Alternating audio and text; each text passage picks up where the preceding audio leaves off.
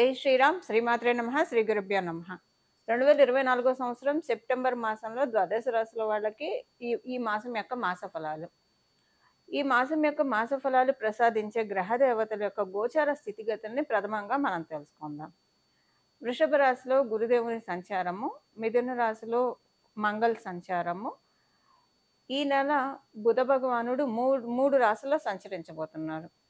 ఈ నెల 4వ తారీఖు వరకు కర్కాటక రాశిలో బుధ భగవానుడి సంచారం ఉంటుంది. 5వ తారీఖు నుంచి కర్కాటక రాశి నుంచి సింహ రాశిలోకి ఆయన అడుగుపెట్టబోతున్నాడు. అలాగే ఈ నెల 24వ తారీఖు నుంచి సింహ రాశిలో ఉన్న బుధ భగవానుడు కన్యా రాశి స్వస్థానగతుడు అవుతూ ఉన్నాడు. సూర్యనారాయణమూర్తి స్వక్షేత్రమైన సింహరాశిలో సంచారం సాగిస్తూ ఉన్నారు ఈ నెల 16వ తారీఖు వరకు. అంటే మొదటి తారీఖు ఫస్ట్ నుంచి 16వ తారీఖు వరకు కూడా ఆయన సింహరాశిలో ఉంటాడు. 17వ తారీఖు నుంచి సింహరాశిలోంచి కన్యా రాశిలోకి ఆయన అడుగు పెడతాడు. శుక్ర భగవానుడు మరి కేతుదేవునితోటి కూడి కన్యా రాశిలో సంచారం చేస్తూ ఉన్నారు. ఈ నెల 19వ తారీఖు నుంచి ఆయన కన్యా రాశి నుంచి విడివడి ఆయన స్వక్షేత్రమైన తులారాశిలోకి వచ్చి స్వస్థానగతుడు అవుతూ ఉన్నాడు. స్వక్షేత్రమైన కుంభరాశిలో శనీశ్వరుడు వక్రించిన శనీశ్వరుడు సంచారం జరుగుతూ ఉంది. మీన రాశిలో రాహుదేవుని సంచారం జరుగుతూ ఉంది. ఈ గోచార గ్రహాలు ఈ గోచారంలో గ్రహ దేవతలు ఈ స్థానాల్లో ఉన్నాయి. ఈ మాసంలో ఉన్న ప్రత్యేక అంశం ఏంటంటే బుధ భగవానుడు 3 రాశుల్లో సంచారం చేస్తూ ఉన్నారు. కర్కాటక రాశి, సింహరాశి మరియు కన్యా రాశి. ఈ 3 రాశుల్లో అంటే 3 రాశుల యొక్క ఎనర్జీస్ని ఆయన క్యారీ చేస్తూ ఉన్నారు ద్వాదశ రాశుల వాళ్ళకి, అలాగే ద్వాదశ లగ్నాల వాళ్ళకి. ఏం ఎనర్జీస్ క్యారీ చేస్తూ ఉన్నారు? ద్వాదశ రాశుల వాళ్ళకి ఈ ఎనర్జీస్ పాజిటివ్గా ఉంటాయా, నెగిటివ్గా ఉంటాయా, ఈ తదితర విషయాలన్నీ కూడా ఇప్పుడు మనం ఒకసారి కూలంకుషంగా మాట్లాడుకుందాము. దానికంటే ముందుగా ఈ నెల 2 గ్రహాలు స్వస్థానం అంటే ఈ నెల 3 గ్రహాలు స్వస్థానంలో 4 గ్రహాలు స్వస్థానంలో ఉన్నాయి. అది ఎలానో నేను మీకు ఇప్పుడు చెప్తాను. కుంభరాశిలో శనీశ్వరుడు ఆల్రెడీ ఎప్పటి నుంచో స్వస్థానగతుడయ్యే ఉన్నారు. సూర్యనారాయణమూర్తి ఈ నెల 16వ తారీఖు వరకు ఆయన స్వక్షేత్రమైన సింహరాశిలో ఆయన సంచారం చేస్తాడు. 17 నుంచి స్వక్షేత్రం నుంచి విడివడి కన్యా రాశిలోకి వెళ్తాడు. ఈ నెల 24వ తారీఖు నుంచి బుధ భగవానుడు కూడా స్వస్థానగతుడు అవుతున్నాడు. అంటే ఆయన రాశి అయిన కన్యా రాశిలో ఆయన సంచారం చేస్తూ ఉన్నాడు. ఈ నెల 19వ తారీఖు నుంచి శుక్ర భగవానుడు కేతు భగవానుడు తోటి కూడి సంచారం చేస్తున్న శుక్ర భగవానుడు ఆ కలయికకు బ్రేక్ చెప్పేసేసి తులారాశిలోకి ఆయన ఎంటర్ అవుతున్నాడు 18వ తారీఖు నుంచి. అంటే ఆయన కూడా స్వస్థానగతుడు అవుతూ ఉన్నారు. ఈ నెల అంటే గోచారంలో 4 గ్రహాలు స్వస్థానంలో ఉంటున్నాయి. అంటే మధ్య మధ్యలో స్వస్థానంలో ఉంటున్నాయి. నెలంతా కూడా లేకపోయినా నెలంతా స్వస్థానంలో ఉన్నదైతే శనైశ్వరుడు వక్రించి ఉన్నా కూడా ఆయన మకర రాశి వైపే కాబట్టి ఆయన ఒక్కడే స్వక్షేత్రగతుడు, నెలంతా స్వక్షేత్రగతుడైనది. మిగతా గ్రహాలు రవి, బుధ మరియు శుక్రులు వీళ్ళు మధ్యలో స్వస్థానగతులు అవుతున్నారు. స్వస్థానం నుంచి వేరే రాశిలోకి వెళ్తూ ఉన్నారు. అయితే ఈ మాసంలో ఉన్న ప్రత్యేక అంశం ఏంటంటే మనకి ఈ మాసం చివరన కన్యా రాశిలో రవి బుధులు అంటే కన్యా రాశిలోకి సూర్యనారాయణమూర్తి 17వ తారీఖు నుంచి వచ్చేసిన బుధ భగవానుడు 24వ తారీఖు నుంచి ఈ రాశిలోకి వస్తున్నారు కాబట్టి ఇది బుధాదిత్య యోగం అని చెప్పాలి. బుధాదిత్య యోగము ద్వాదశ రాశుల వాళ్ళకి, ద్వాదశ లగ్నాల వాళ్ళకి అప్లికేబిలిటీ ఉంటుంది. ఎప్పుడైనా ఈ బుధాదిత్య యోగము కన్యా రాశిలో చాలా పవర్ఫుల్గా ఉంటుంది. అలాగే అంటే మోస్ట్ పవర్ఫుల్ అంటే బుధ భగవానుడికి అది త్రికోణ స్థానం కాబట్టి ఈ కన్యా రాశిలో పడే యోగాలు ఎప్పుడైనా కూడా మిగతా రాశుల్లో కంటే కూడా ఎక్కువ పవర్ని సూచిస్తూ ఉంటాయి. అది ఆ యోగం ఏంటంటే బుధాదిత్య యోగము. ఇంకా మిగతా రాశుల్లో కంటే అంటే మిగతా రాశుల్లో బుధాదిత్య యోగం ఉండదు. సింహరాశిలో ఏర్పడ్డా, మిథున రాశిలో ఏర్పడ్డా, మేష రాశిలో ఏర్పడ్డా, కన్యా రాశిలో ఏర్పడ్డా ఈ 4 రాశుల్లో కనుక బుధాదిత్య యోగం ఉంటే కనుక చాలా చక్కటి అద్భుతమైన రిజల్ట్స్ ఇస్తుంది ఈ యోగము. మిగతా రాశుల్లో అంత వీక్గా ఉంటుంది, అంత స్ట్రాంగ్గా అయితే ఉండదు. అయితే ఈ 4 రాశుల్లో కూడా ఎక్కువ బలోపేతమైన రాశి ఏదైనా ఉంది అంటే కనుక డెఫినెట్గా అది కన్యా రాశి అనే చెప్పాలి. ఎందుకంటే బుధ భగవానుడు ఆయన స్వక్షేత్రము మరియు త్రికోణ స్థానం కూడా కాబట్టి ఈ నెల ప్రత్యేకించి ఏంటంటే కమ్యూనికేషన్స్ అన్నీ కూడా ఈ నెల యూనిక్గా అప్లికేబుల్ అయ్యే పాయింట్ అందరికీ కూడా సర్వజనావళికి కూడా యూనిక్గా అప్లికేబుల్ అయ్యే పాయింట్ ఒక 2 మాట్లాడుకొని తర్వాత విడివిడిగా ఏ రాశుల వాళ్ళకి ఎలా ఉంటుందో మనం చూద్దాము.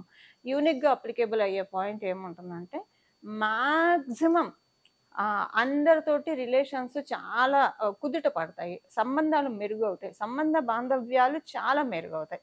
ఒకవేళ ఎవరైనా వాటిలతోటి బాధపడుతుంటే, అరే! మనల్ని అవతలోడు సరిగ్గా అర్థం చేసుకోవట్లేదని బాధపడుతున్న వాళ్ళకి డెఫినిట్‌గా మేబీ ఒకవేళ మీరు సమ్‌టైమ్స్ అజంప్షన్స్ వల్ల కూడా కొన్ని ప్రాబ్లమ్స్ వస్తాయి. ఊహాగానాల వల్ల కూడా కొన్ని ప్రాబ్లమ్స్ వస్తాయి.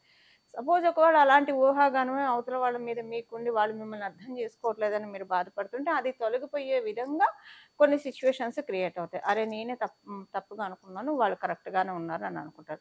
నిజంగానే వాళ్ళు కనుక ఎవరైనా సరే తప్పుగా అనుకుంటుంటే వాళ్ళు తెలుసుకుంటారు. సో, ఇదనే కాదు ఎక్కడైనా ఏదన్నా ట్రాన్సాక్షన్స్‌లో ఇప్పుడు డబ్బు విషయాల్లో కావచ్చు, ఏదైనా వ్యవహారాల్లో ఎవరికైనా పొరపచ్చాలు వస్తాయి. అవన్నీ సెటరేట్ అవుతాయి. ఒక్క మాటలో చెప్పాలంటే అందరి మనసుల్లో ఉన్న పొరపచ్చాలన్నీ కూడా మాక్సిమం కట్ డౌన్ అవుతాయి. ఎప్పుడు కూడా ఇది కలియుగంలో మనం ఉన్నాం. ఏది 100% అయితే సాల్వ్ అయ్యే ప్రాబ్లమ్ ఉండదు. బట్ 70% సాల్వ్ అయ్యే ప్రాబ్లమ్స్ ఉంటాయి. ఆ 30% అనేది అనుభవించి తీరాల్సిందే. మనం ఏం చేయలేం. ఎంత గ్రహదేవతల ఆశీస్సులు మనకు అందిస్తూ ఉన్నా కూడా 30% అన్‌సర్టెనిటీ అనేది డెఫినిట్‌గా మన లైఫ్‌ని లీడ్ చేస్తూనే ఉంటుంది.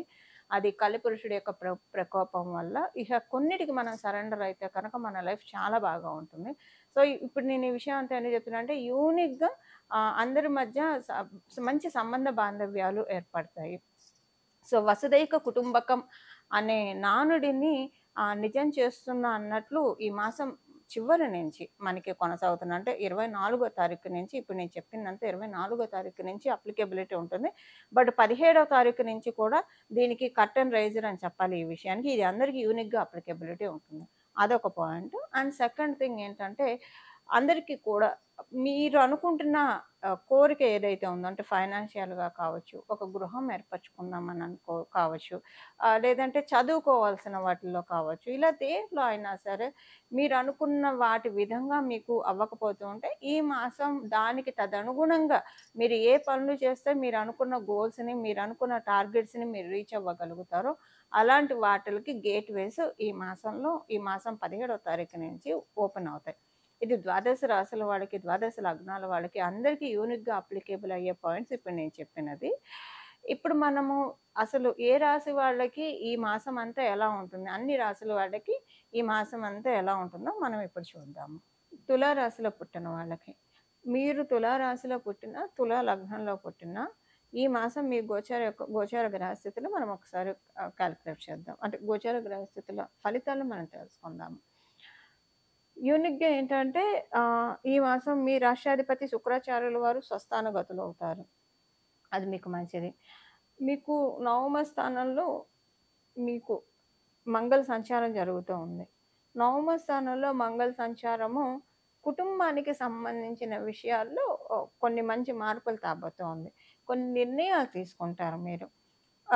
మీరు కుటుంబానికి సంబంధించిన విషయాల్లో నిర్ణయాలంటే ఏదన్నా ఒక మంచి నిర్ణయం మీ పిల్లలకి సంబంధించిన విషయాల్లో కావచ్చు, లేదా ఒక ప్రాపర్టీస్ అక్యుములేట్ చేసుకునే విషయంలో కావచ్చు, లేదా సేవింగ్స్ విషయంలో కావచ్చు. వీటిల్లో ఏదైనా సరే ఒక మంచి ముఖ్యమైన నిర్ణయం అయితే తీసుకుంటారు. ఆ విధంగా మిమ్మల్ని ఇప్పుడు గోచార గ్రహస్థితులు ప్రేరేపిస్తూ ఉన్నాయి. సో, ఏదో ఒకటి ప్రోగ్రెసివ్ వేలో మిమ్మల్ని తీసుకెళ్ళాలి కాబట్టి ఇవి చాలా బాగా మీకు వర్తిస్తూ ఉంది ఈ మాసంలో. ఏదైనా మంచి డెసిషన్ తీసుకుంటారు. మీరు తీసుకునే డెసిషన్‌కి మీకు మీరు శభాష్ అనుకునే విధంగానే ఈ మాసం ఉంది గోచార గ్రహస్థితిలో. ఎందుకంటే ఈ నిర్ణయం తీసుకొని నేను చాలా మంచి పని చేశానని అప్పుడప్పుడు మనల్ని మనం అప్రిషియేట్ చేసుకునే సమయాలు డెస్టినీ మనకు అందిస్తూ ఉంటుంది. అలా అందించే మాసం ఈ మాసం తులారాశి, తులా లగ్నంలో పుట్టిన వాళ్ళందరికీ కూడా. ఇప్పుడు మనం సెగ్మెంట్స్ వారీగా మనం మాట్లాడుకుందాం. ఈ సెగ్మెంట్స్ వారీగా మాట్లాడుకున్నప్పుడు మొదటగా మనం గృహిణుల గురించి మాట్లాడుకుందాం. వాళ్ళే కదా గృహలక్ష్ములు. సో, వాళ్ళ గురించి మొదటగా మనం మాట్లాడుకుందాము.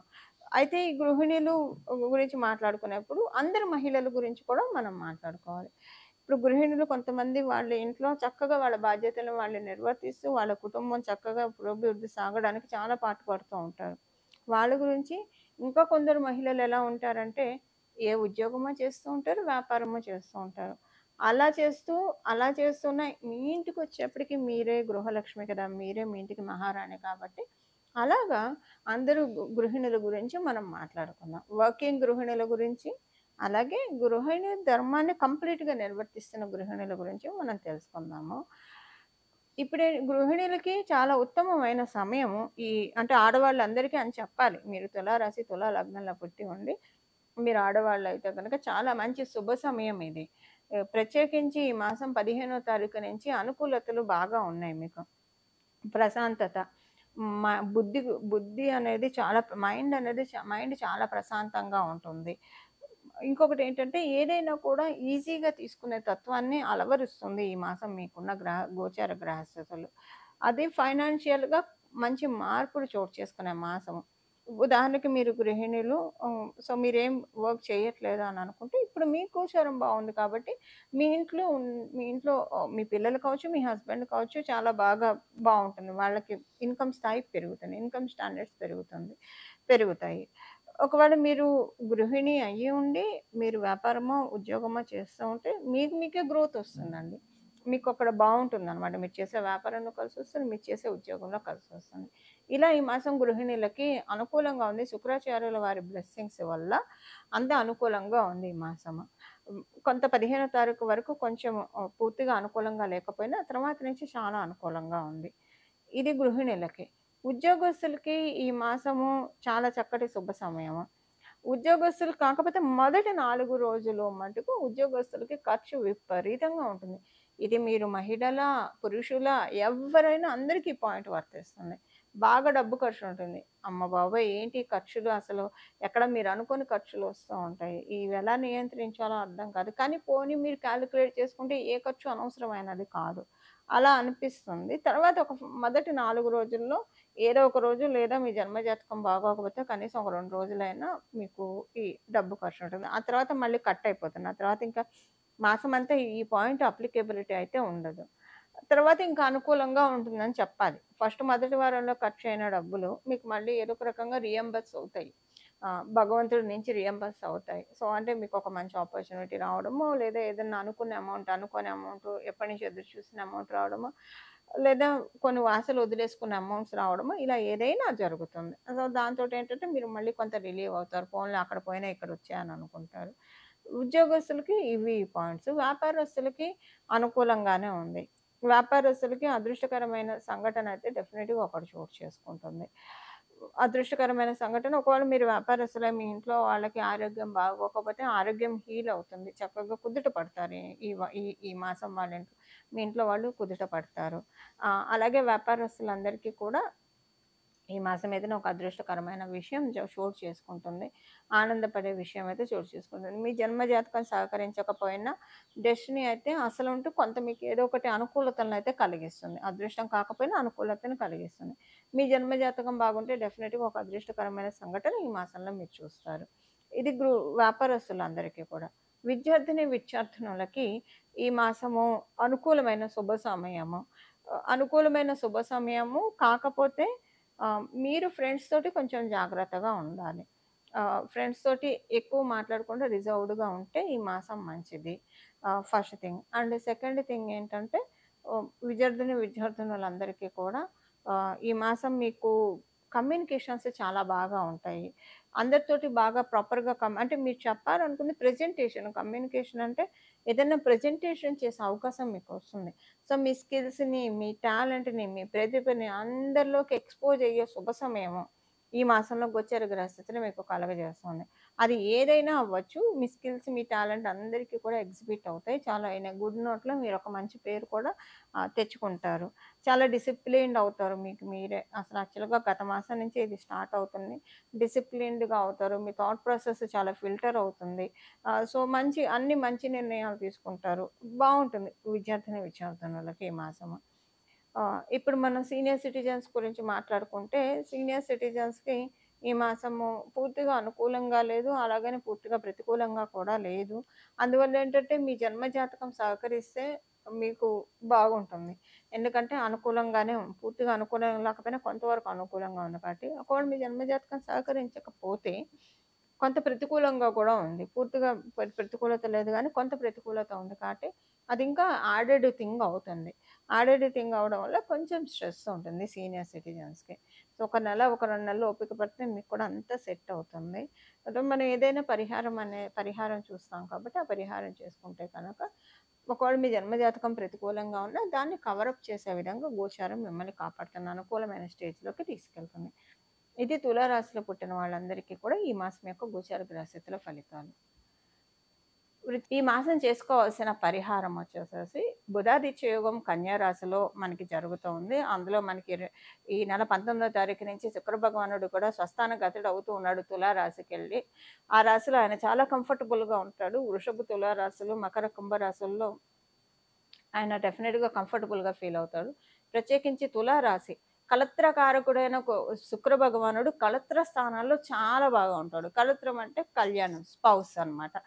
ఆడవాళ్ళైతే మగవాళ్ళు కళత్రం అంటారనమాట. కళ్యాణం అనమాట. కళ్యాణ కారకుడు, కళత్ర కారకుడు, స్పౌస్ అని చెప్పాలి. సో, కళత్ర స్థానం మనకి సహజ కాలపురుషుడి కుండలిలో కళత్ర స్థానం చాలా బలంగా ఉంది. సో, శుక్ర భగవానుడు తులారాశిలో చాలా యాక్టివ్‌గా ఉంటాడు. అయితే ఇప్పుడు మనం బుధాదిత్య యోగము, అలాగే సప్తమ స్థానంలో శుక్రాచార్యుల వారి సంచారము. ఇది ఒక రకంగా మనం తెలుసుకోవాలంటే పంచమహాపురుష యోగాల్లో ఒకటైన మాలవ్య మహాపురుష యోగానికి కూడా ఇది కర్టెన్ రైజర్ అవుతుంది. అయితే ఏ ఏ ఏ ఏ విషయాల్లో మనం కనుక ఏ పరిహారం చేసుకుంటే అంటే మనం ఏ ప్రక్రియ చేస్తే ఈ యోగాలు మన జన్మ జాతకంలో ఉన్నా లేకపోయినా మనం తాత్కాలికంగా గోచరంలో వచ్చే యోగాన్ని మనం ఒడిసి పట్టుకోవచ్చు. మనం ఇప్పుడు ఒకసారి చూద్దాము. శుక్ర భగవానుడు మరియు రవి బుధులు ఈ 3 గ్రహాన్ని మనం ఈ మాసం పట్టుకోవాలి. ఈ మాసం మనం ఆరాధించాలి. అంటే గ్రహ దేవతల్ని ఆరాధించడం ఒక ఎత్తు. మీరంటే నవగ్రహ ప్రదక్షిణాలు చేసినా పర్వాలేదు. లేకపోతే గ్రహాది దేవతల్ని ఆరాధిస్తే కనుక ఇంకా చక్కటి ఫలితాలుంటాయి. బుధాదిత్య యోగం కాబట్టి చక్కగా ఎవరికైనా బుధాదిత్య యోగం మీ జన్మ కుండలిలో ఉన్నా కూడా మీరు రోజు విష్ణు సహస్రనామం వినడం కనుక చదవడం వస్తే చాలా మంచిది. కొంతమంది చదవడానికి భయపడతారు. భయపడే వాళ్ళు వినడం. ఒకవేళ చదివే తీరిక లేకపోయినా సరే మీరు ఏ పని చేస్తూ ఉన్నా జస్ట్ అలా చక్కగా విష్ణు సహస్రనామం ప్లే చేస్తూ మీ పనులు మీరు చేసుకోవచ్చు. ఇలా మనకి టైంని చాలా వైజ్‌గా యూజ్ చేసుకున్న వాళ్ళం కూడా మనం అవుతాము. సో, అలా గనక మీరు విష్ణు సహస్రనామం చదవడానికి కానీ, లేదా వినడానికి కానీ ప్రయత్నిస్తే చాలా మంచిది.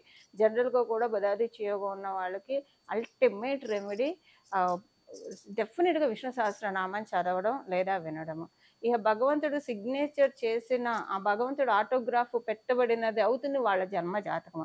ఇప్పుడు మనం ఎగ్జామ్స్ రాస్తే మన చిన్నప్పుడు మనందరం ఎగ్జామ్స్ రాసిన వాళ్ళు ఇప్పుడు మన పిల్లలు ఎగ్జామ్స్ రాస్తూ ఉంటారు. రాసినప్పుడు ఏముంటుంది కొంతమంది పిల్లలు బాగా ఎగ్జామ్ రాస్తే టీచర్స్ ఇంప్రెస్ అయితే, లెక్చరర్స్ ఇంప్రెస్ అయితే గుడ్ అని పెడతారు. వెరీ గుడ్ అని చెప్పి పెడతారు. స్టార్స్ ఇస్తారు. ఆ పిల్లలకి ఆ టైంలో అది చాలా వరంగా అనిపిస్తుంది. అలా టీచర్ అప్రిషియేట్ చేస్తే. అలా మన జన్మ జాతకాన్ని విష్ణుమూర్తి ఆటోగ్రాఫ్ ఇచ్చే క్రియ ఏదైనా ఉందా అంటే డెఫినెట్‌గా అన్‌డౌటెడ్‌లీ విష్ణు సహస్రనామం మాత్రమే మనం భగవంతుడి యొక్క ఆటోగ్రాఫ్ తీసుకోవడానికి మనల్ని అర్హుల్ని చేస్తుంది. అందున ప్రత్యేకించి ఇలాంటి యోగాలు ఉన్నప్పుడు ఇంకా భగవత్ శక్తి అత్యద్భుతంగా ఉంటుంది. అంటే ఇప్పుడు భగవంతుడు మనకెప్పుడు వరాలను అందించడానికి రెడీగానే ఉంటారు. కానీ గోచరంలో గ్రహ దేవతలు కావచ్చు, మన జన్మ కుండలిలో ఉన్న గ్రహ దేవతలు కావచ్చు, వాటిలికి సపోర్ట్ చెయ్యాలి. వీళ్ళు పూర్వజన్మలో ఈ కర్మ చేశారు. నువ్వెలా పూర్తిగా వరాన్ని ఇస్తావు? మా పనిని మమ్మల్ని చేసుకొని. లేదా ఈ జన్మలో ఇవి చేశారు. సో, వాటిలికి మేమివ్వాలి, ఫలితాలివ్వాలి అని ఏం చేస్తాయంటే భగవంతుడి కృప ఉండడం వల్ల ఏమవుతుందంటే కొంతలో మనకి తగ్గిపోతున్నాయి. అంటే ఎక్కడో పెద్ద రాయి వచ్చి తగలాల్సిన చోట చిన్న రాయితో వెళ్ళిపోతున్నాయి. భగవంతుడిని పట్టుకుంటే కనుక. ఇలాంటి ప్రత్యేకించి ఇప్పుడు గ్రహ దేవతలు కూడా వరమిస్తున్న సమయంలో కనుక మనం ఇలాంటి ప్రక్రియలు చేసుకుంటే కనుక అత్యద్భుతంగా యోగిస్తుందని చెప్పడంలో ఏ మాత్రం సందేహం లేదు. బుధాదిత్య యోగం డెఫినెట్‌గా చాలా బాగా వర్కౌట్ అవుతుంది. అన్ని రాసుల వాడికి కూడా విష్ణు సహస్రనామం వినడం వల్ల లేదా చదివితే ఇంకా మంచిదండి. చదవడం లేదా వినడం ఏదో ఒకటి మనం ఈ కలియుగంలో భగవంతుడి పైన మనసు లగ్నం చేయడం అనేది మనం ప్రారంభిస్తే కనుక ఇహ మన లైఫ్‌లో అంతా కూడా చుట్టూ ఉన్న పరిస్థితులన్నీ సానుకూలం అవ్వడం వన్ బై వన్ అనేది మనం చూస్తాం. అంటే మనం చేసే పనులన్నీ కూడా సులభతరం చేస్తాడు భగవంతుడు పెరుమాళ్ళు. ఇది ఒకటి. రెండవ పరిహారం ఏంటంటే శ్రీ మహాలక్ష్మి అమ్మవారి ఆరాధన. కనకదార స్తోత్రాన్ని చదువుతారా? లేదా లక్ష్మీ అమ్మవారి అష్టోత్తరం చదువుతారా? మహాలక్ష్మి అమ్మవారి స్తుతి చదువుతారా? ఏదైనా పర్వాలేదు. లక్ష్మీ అమ్మవారికి సంబంధించినవి ఏదైనా నామాల్ని చదవడానికి ప్రయత్నించండి. లేదా కనీసం ఇందాక చెప్పినట్లు వినడానికైనా ప్రయత్నించండి. ఏదైనా కూడా మనకి చక్కటి ఫలితాన్నిస్తుంది. బుధాదిత్య యోగం ఇప్పుడు చాలా పవర్‌ఫుల్‌గా ఉంది. ఇప్పుడు ఉన్న బుధాదిత్య యోగం ఇంకా పవర్‌ఫుల్‌గా ఉంది. దీని గురించి నేను ఇంకొక సెపరేట్ వీడియో కూడా చేస్తాను. అందులో కూడా మీకు చక్కగా మొత్తం వివరాలు నేను చెప్పడానికి ప్రయత్నం చేస్తాను. ప్రస్తుతానికైతే ఈ మాసము విష్ణు సహస్రనామం చదవడము, అలాగే మరి అయ్యవారిని పూజించినప్పుడు అయ్యవారి వక్షస్థలంలో ఉన్న అమ్మవారిని కూడా మనం పూజించాలి కదా!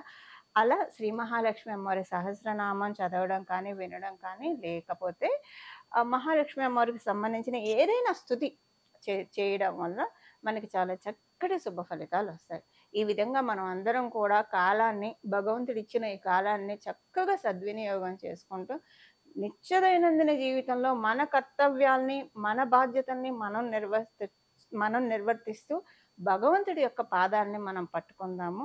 మనందరం కూడా జీవన్ముక్తులం అవ్వడానికి ప్రయత్నిద్దాం. మంగళం. నమో భగవతే వాసుదేవాయ.